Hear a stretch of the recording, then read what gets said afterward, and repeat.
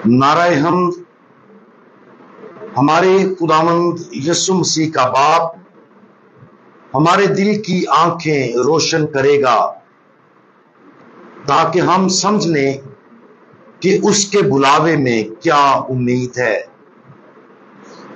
आज हम मुकद्दस लूका की अंजील उसका 8वां बाब और उसकी 8वीं आयत पर ध्यान ज्ञान करेंगे और आज हम वाफर मकदार में अच्छा फल देना इसके बारे में सुनेंगे। ये कहकर उसने पुकारा कि जिसके सुनने के कान हो वो सुन ले। आज की ये आयत एक लिहाज से बीज बोने वाले की तमसील का खुलासा है। यह तमसील हमें खुदा का कलाम मसूल होने के 4 मुख्तलिफ तरीके पेश करती है। जो बीज बोया गया है वो खुदा का कलाम है। लोगों की 4 मुख्तलिफ इकसाम का मुवाजना रास्ते, पथरीली जमीन, झाड़ियों के दरमियान और अच्छी जमीन में बोए गए बीज से किया जाता है। खुदा यीशु मसीह बयान करते हैं कि राह में बोया जाने वाला बीज वो है जिन्होंने सुना है लेकिन इब्लीस आकर कलाम को उनके दिलों से ले जाता है। पथरीली जमीन पर बोया जाने वाला बीज वो है जो कलाम को खुशी से कबूल करते लेकिन जड़ नहीं पकड़ता। वो सिर्फ वक्ती तौर पर यकीन रखते हैं और आजमाइश के वक्त गिर जाते हैं। झाड़ियों के दरमियान बोया जाने वाला बीज वो है जिन्होंने कलाम को सुना और उसे हासिल किया लेकिन वक्त के साथ साथ वो फिक्रों और दौलत और जिंदगी की लज्जतों से दबाए जाते हैं और फल पैदा करने में नाकाम रहते हैं। आखिर में वो लोग जो जरखेज मट्टी की मानिद है वो हैं जिन्होंने कलाम को सुना और उसे फराख दिल और नेक दिल से कबूल किया और साबित कदमी से फल लाया। जैसा कि हम इन 4 किस्म के लोगों को देखते हैं, हमें अपने आप को देखना है कि हमारा शुमार किन लोगों में होता है। गालबन उन लोगों के लिए जो रोजाना दुआ करते हैं और खुदावंद यीशु मसीह की पैरवी करने की कोशिश करते हैं, आखिरी 2 किस्मों में से एक में उनका शुमार होता है।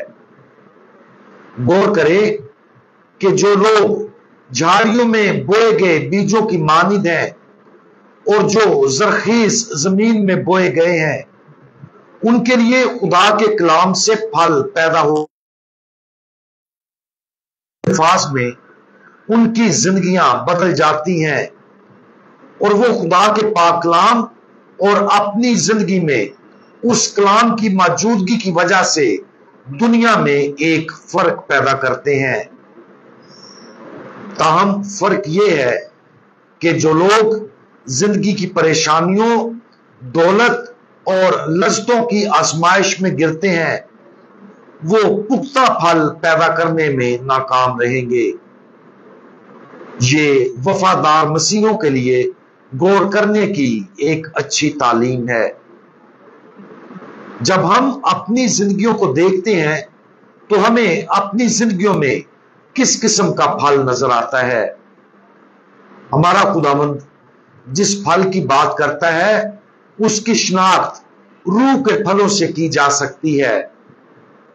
खिरात, खुशी, अमन, सब्र, मेहरबानी, नेकी, बुर्दबादी, नरमी, ईमान, शाइस्तगी और ज़ब्त नफ्स।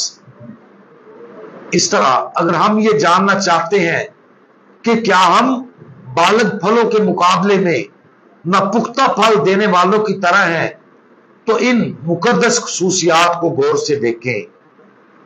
हमारी जिंदगियों में रूह के इन फलों में से हर एक कितने बालिग हैं।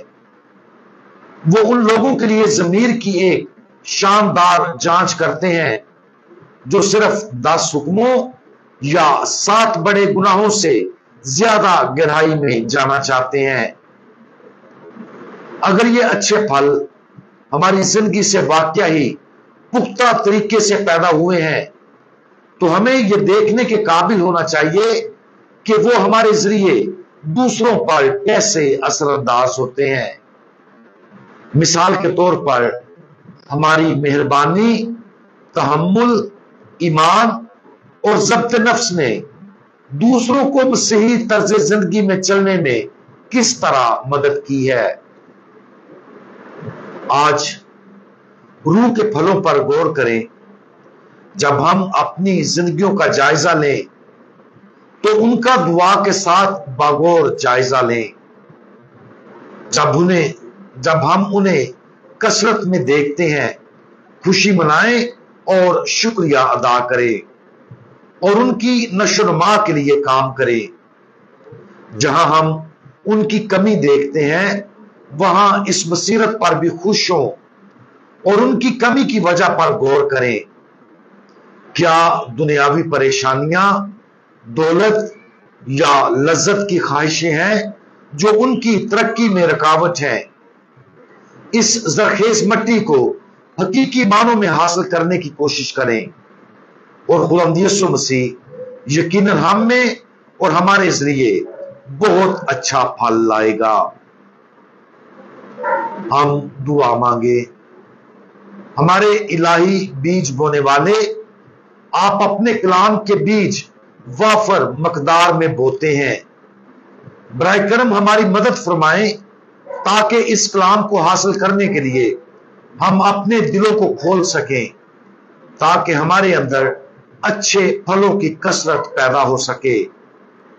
बराए करम हमें जिंदगी की परेशानियों और फरेबों से आजाद कर दें ताकि हम आपके पाक कलाम को साफ तरीके से सुन सकें और उसके मुताबिक अपनी जिंदगियां गुजार सकें। खुदावंद यीशु मसीह, हमारा भरोसा आप पर है। आमीन।